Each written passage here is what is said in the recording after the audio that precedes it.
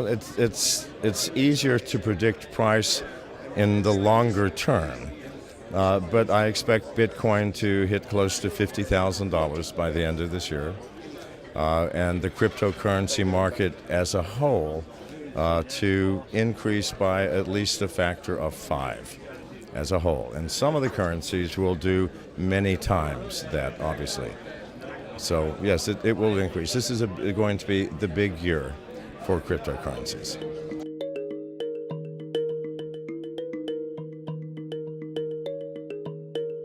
But it's already back up. It's already back up to $10,800. I just checked a few minutes ago, and it's climbing again, as I said it would.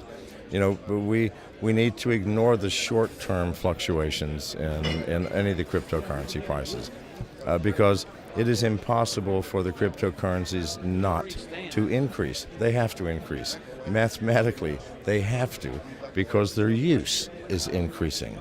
The more people who use them, the more people who trade in them, the more people who hold them, then the more valuable they become. And so that's what's actually happening. The short-term things is based on fear created by governments and banks.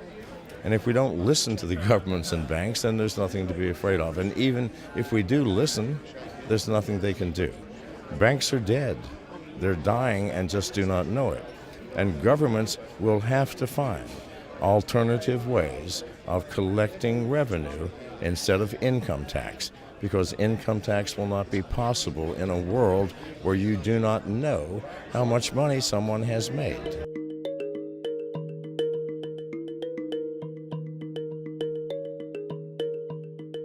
But that's like any government. They cannot enforce it. I know for a fact, I have many Chinese friends. Nothing has changed. They have friends in Hong Kong or Switzerland or whatever. Who cares? It's through those agencies that they use and exchange and hold on to cryptocurrency. So, no, governments are powerless to change certain things. Cryptocurrency is one of those things that governments cannot control. So you think the Chinese government will still be involved? Yes, they will, because the Chinese people are very intelligent, and you have a system of government extending back 5,000 years, with many changes, of course, from the emperors and Mao Zedong and now an opening up, but still, your history is very long. You are very intelligent, observant people, the Chinese. So yes, the government is going to understand, okay, we can't do anything, then how can we cooperate to our best interests? And that will happen. And then sit down at the table and figure things out. No, I'm not worried.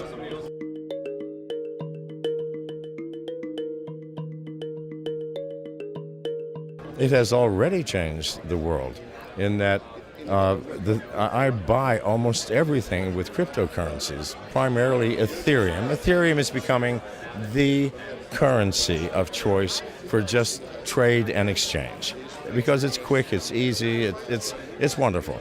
So with Ethereum, I buy houses and cars, clothes, everything. And that's changed my world. I have no more checks. I don't have to go to the bank to do wire transfers. If I'm buying something from China, I send the money. In spite of the fact that China has banned the use, they're still using them. Okay, I still buy goods and services from China with cryptocurrencies, and from Russia, and from the States, and from everywhere. So it's easy, it's private, and it's fast. That alone has changed our culture.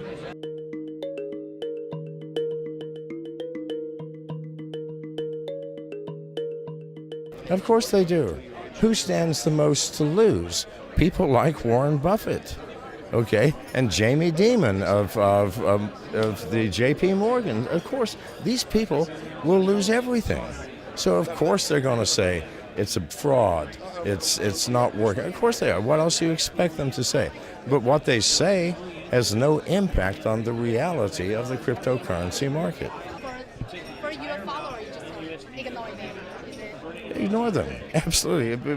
Why pay attention to someone who, number one, has no real understanding of cryptocurrencies, can't even name more than 5, and whose interest is in making sure cryptocurrencies disappear?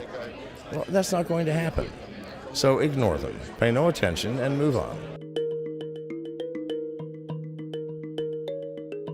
Well, I'm more concerned with ICOs now, the new tokens that are coming on board, because that's where the future of this entire cryptocurrency world is going. That's where it's coming from, the new creative ideas. So we look at 200 new ones per week, and we filter through and try to find those which I think will have the greatest impact, not on our finances, but on our society, on the way we relate to one another. For example, I talked about the year allowance, which is a smart contract-based contract between a parent and their children, saying an allowance is, in America, if you do the work, we'll give you a little bit of money, okay? But the way it works is, they get the money anyway. But with a smart contract, you put the money in, okay? It's only released when both agree that the task is done. And in the contract is written exactly what's supposed to be done. So that brings parents and children closer together, surely, because you've got to cooperate, you've got to negotiate. Now, things like that will change the world. It will teach children, number one, the value of money and the responsibility that you will have to have as an adult to navigate in the world, in the real world. So those things are great.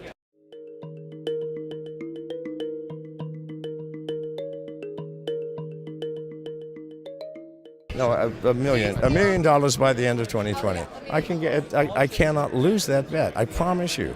Just working backwards from where Bitcoin has to be, no, I can't lose that bet. There's going to be many times that. Now, people go, how is that possible? Well, how was it possible that in 5 years it went from 20 cents to $15,000? Please, that's not possible, and yet it happened. And in 2 years, it's going to go from 15,000 or 10,000 now to 1 million. That's far less of a gain than it's already achieved. So please, it's not an unrealistic, and I promise you, I cannot lose that bet. It's not possible.